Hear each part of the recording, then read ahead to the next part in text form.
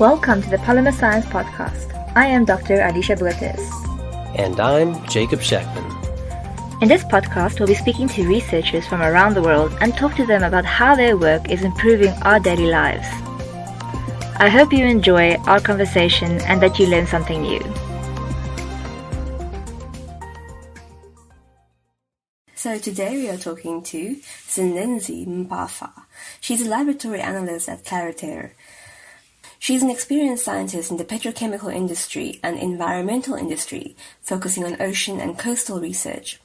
She studied at the Peninsula, University of Technology and Walter Sisulu University in Analytical Chemistry. She also did an internship as quality testing analyst at Engen and as a Marine Chemist at the Department of Environmental Affairs. She is currently working at a global cleantech company called Clariter that focuses on upcycling plastic waste into high-value, pure solvents, oils and waxes. My first question to everybody is always like, how did you get into this field of going into chemistry? What made you decide to go study this direction? Oh, okay, nice. I've always wanted to. I always had an interest in science careers, but I had no information about analytical chemistry, honestly. So I applied for engineering and other science fields. So during when I received my matric, I went straight to the university. They said, "You qualify for analytical chemistry and you have good marks. Why you can't you?" Because the only course available. So I was like, how? So because before chemistry was one of the modules that I loved in physics. So I was like, let me jump to analytical chemistry. So I had no information really. But I remember my first lecture explained more about analytical chemistry. That was Analytical Chemistry 1. That it's a broad field. Yeah. It's a broad field with job opportunities. So I made some time to research on my own. I found that chemistry is very broad. Study with endless options to specialize on after first degree, like analytical, organic, physical, inorganic, biochemistry, and other disciplines like polymer, environmental. So I was like, yeah, this is the best career. So I continued. I was like, I'm falling for it. So that's how I ended up falling for chemistry. That's wonderful. Yeah, like I think just the way you approached that decision as well, like, it's a broad field. So, you're not really like working yourself into a corner. And I've also experienced that, like, even if you choose a field in chemistry, it's still rather broad. And there's ways of mixing and matching two fields together, even more than two, so that's actually very cool. So you're chemistry, analytical chemistry and polymer science, because you are working with plastics and renewability and all that. But you are currently working at Clariter. Am I saying that correctly, that company's name? Clariter. Yeah, Clariter. Okay. What is the experience like working for Clariter, and what have you learned so far during your time there? I don't know where to start. I've learned so much. Guess what? From 2019, I've learned so much. In fact, there's more tests in Clariter. Like we have more tests, more than 30 tests, I can say, in the lab. So that means there's more instruments. Like we have my GCMS. It was my first time operating those instruments. Like I can say, I'm proud I can fully operate the GCMS, run the samples, interpret the chromatogram, pick by pick. Yeah, pick by pick, and it's so interesting. It's so interesting, really. And also there's a GCMS, GC SimDist, which is the stimulation. Yeah. So I can also operate that one. This is the experience I received from Clariter. And the other instrument, I've learned so many tests, like the percentage oil content in wax, how to calculate and check the percentage oil, the congealing points, the cloud points and pour points in oils, the bromine numbers, the sulfur contents, and many more tests. There's a lots. I cannot finish them. There's a lot of tests. So I can say I've learned so much. That's and wonderful. Also, when I'm having time, I go out to the plant and check and read about the process and how to operate, like everything outside. So this, to me, it's so interesting because this is what I know from theory and now it's practical. So it's so interesting to me. So I can say I've learned a lot. So now when you're seeing something that you from analytical chemistry one and now is practical, so it's something that I'm proud of. I've learned a lot from Clariter. That's wonderful. So, like that skill set that you've developed, how well that will look on your CV. And the GCMS that you mentioned, that is gas chromatography, just for people, this mass spectrometry. So some of our listeners aren't scientists, but they can have a look and like Google that maybe if they want, just to see how complex that is, because it's not as straightforward that type of analytical instruments to handle and to interpret at the end of the day. So sometimes they will come with something from the plant and they say, yo, you must check this thing. So it's our first time seeing this, so we need to check and research. So like most girls, I've gained most girls on researching, like searching, what is this, why is it here? Yeah, well, so I've learned a lot. That's very cool. So you are working with plastic waste at the moment, like trying to figure out, like working with the waste to convert it to more productive products that people can use and utilize. So what are the different types of plastic waste that you are currently working with? And what is the most common type of plastic waste you have worked with in the lab thus far? We're working with polypropylene. Okay. We have ethylene, we have polystyrene. But I can say most of the time working with polypropylene and polyethylene. Oh, yes. Yeah, so that is the culprits mostly, most often the packaging and all that stuff. That's where the waste is coming from most often. So only a small portion of plastic waste are being recycled or upcycled, as most people would say, and most are still being burned or placed in landfill. So how does the upcycling work that you're doing at Clariter? How does that work? What are you currently doing to upcycle these polypropylene waste? Could you share with us the approach to transforming these plastic wastes to useful products? Because you currently attempting to change the polypropylene into waxes and oils and solvents that can be used in daily products that people use in the lab or just day to day in their homes. So what's your approach to transforming that waste into something useful? Oh yeah, our unique upcycling method transforms, right, as you said, the plastic waste into 3 industrial, like oils, waste, waxes, and solvents. So we have 3 modules. Firstly, we have 3 modules. We have module A, which is thermocracking. We have module B, which is hydrotreatment. We have module C, which is distillation. Okay. First step, it's like feeding before the thermocracking.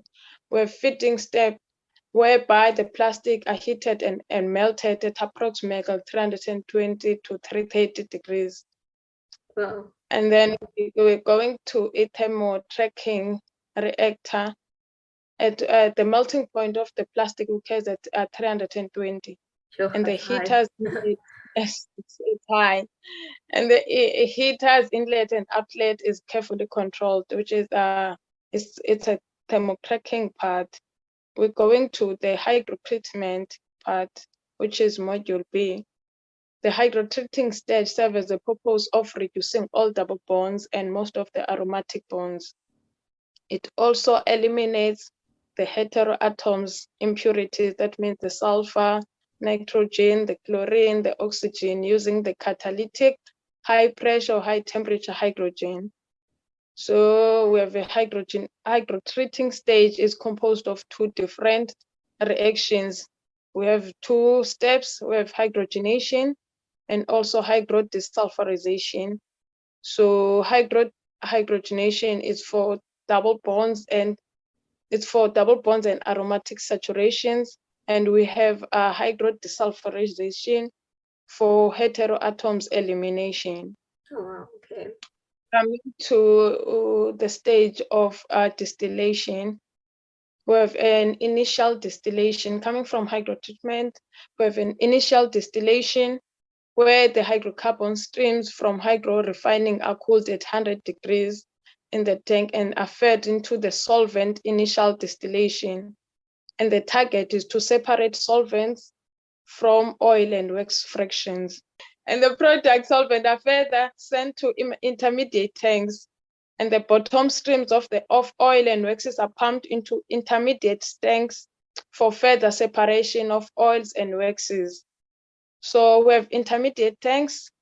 These tanks are served as a purpose of storing the three intermediate products before continuous distillation. That means a final distillation. Wow. So from intermediate tanks, we're going to a final distillation. A final distillation is composed of two distillations. We have solvent distillation, and also we have oils and waxes distillations. So the target is to separate raw solvents into different fractions, and relevant products are sent to storage tank. That is where we get the final clean, pure products, and they send them to the lab so that we do a full analysis. Oh, like a quality control. Yes. Yeah. Then we write a certificate of analysis. Wow. And the product good. That's a lot of steps, hey. How long does that process take? Like it's days, because we're working 24/7. Like you're working 24/7. So the process is continuing. So I cannot say it takes depending on the temperatures and the monitoring of the plant. But yes. It's continuing. Of course, yeah, and of course you can't really like you have to like try and be time efficient. So you're working on multiple stages at once. I'm assuming, like keeping that wheel going the whole time. So yeah, so it's so interesting indeed. That is very good information for, I think, young chemistry students, just to know that the things that they're learning currently in chemistry in their undergrad is going to be useful, and they're going to have to use this one day, because everything you've mentioned, I know we've touched on it and we've worked with it theoretically and in undergrad, and very, very interesting. So just by I've got a few more questions, but what are these products used for in our day-to-day? Do you know, like the especially the oils and the solvents and the waxes that are created, what are they mainly used for in a day-to-day basis? Yeah, we use them. They're used for cleaning agents, paints, leather conditioners, woods and polishes, mineral oils, the baby oils. Perfume, those perfumed candles and candles, shoe polish, surf wax, and many more. Like it's a lot, Vaselines. So like, basically everything that you see on a day-to-day basis. I just want to read a section from an article published by Clariter. I hope I'm saying the company's name correctly, but it was a very interesting section of the article that I just wanted to share with you all. And I will also post the links in the show notes so that you can have a look at it yourself and read the full article. There are also some others that are very interesting. But this one specifically is tests that was done by the Tasian Aramids ultra-high molecular weight polyethylene product called Indumax. Feedstock were carried out at Clariter's operational pilot plant in Poland. The results determined that samples of fishing nets, ropes, and air cargo containers are indeed suitable for chemical recycling. High-resistance polyethylene, which was once problematic to recycle, has been now successfully upcycled into feedstock as pure crude-free industrial products, with thousands of applications such as cleaning agents, degreasers, paints, and specialty waxes. For some markets, like fishing nets, this results in full circularity as the wax can be used to coat fishing nets again. In other markets, this opens loop recycling leads to valuable products that can either serve in production processes or in other applications. Like I said, I will post these links in the show notes. They've also worked with Mitsubishi, AECI, and Kirax, to name just a few. So really go check that out and find out some more about how this processes can be utilized for making useful products from waste. Final two questions.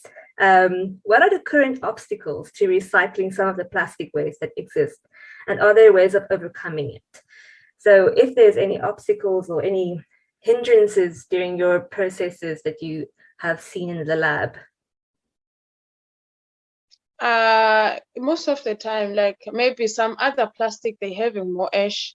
Okay. So yeah, so they're not accepted at all in the plant, because when the plastic comes, we need to test it before it goes to the plant. So sometimes some plastic, they have more ash, and so they're not accepted at all. I see. It needs to be a pure polymer. It needs to be separated from other types of plastics. I see. Yeah, yes. And what does your day-to-day look like in the lab when you get to work? So you said you work long hours, because I can imagine those processes sounds like they need full attention. Yeah. I cannot even start on that one. It's a typical day involve arriving from 6 a.m. or 6 p.m. Imagine 6 a.m. You need to wake up early. No. That's the first problem. And now in the winter where it's 30. Either you're working night shift or you're working morning shift. So morning shift started at 6 a.m. and the night shift at 6 p.m. to 6 a.m. So a whole 12-hour shift. When it's busy, you could see that you are tired and you're working for 12 hours. It's too much. Yeah, it's tiring, but it's sometimes interesting, but you feel like, yeah, I'm tired. So I'll start at 6 a.m. and leave at 6 p.m. for a day shift. And then when I come there, check the handover from the previous shift, what you have, what I need to test, what we need, because working the teams, what we need to test, what you have. So I'll check the handover, check the there are some tests that need to be done. I'm check the instruments, the SIMD instrument, and maybe I will need to bake the column before any run, checking everything is still fine. I go to the plant and check what is the status of the plant, what are we required, or what are we going to get in terms of samples, so that we can draft, we can see how is it going to be. So it's typical. The rest of my day involves testing samples, setting up instruments, capturing the results in the system. Imagine you to if the samples we received, it's maybe 10 samples per day. Imagine first samples requires maybe 10 tests maybe. So each test needs time, and then you need to capture the results on the system. Like it's so, yeah, it's busy, like when it's busy, but it's good when it's not busy. You need to work and prioritize and pressure busy, because they need this one, they need this sample from this date. Like, yeah, it's good, but it's challenging. I can imagine that you also have to maintain the instruments as well, you know, like they work with gas, and some of them needs to be constantly taken care of. Sure. So there's a lot of good communication that's also part of the skill that you require if you're working in teams like that, and taking over from someone who has worked the night shift and you're coming in for the next day and so on. So when you're leaving in the morning, you are tired, you need to like check everything. It's a lot. So the handover and stuff. Very detail orientated and good communication required. The communication, attention to detail, because working night shift, imagine in the middle of night you're tired, but you need to be fresh, because the minute you made a mistake, you will so need attention to detail, like be sure what you're doing. That is amazing. Well, I'm just very glad that you gave me your time, that you actually made some time to speak to me on this episode. Thank you so much, and sharing your work and your work experience, and just a bit of the process at Clariter, because I think a lot of students will enjoy finding out more about different types of careers and what's the real deal and what's exciting about it and what is maybe the ups and the downs and the, you know, like not everything is windows and roses. But thank you so much. I really appreciate it.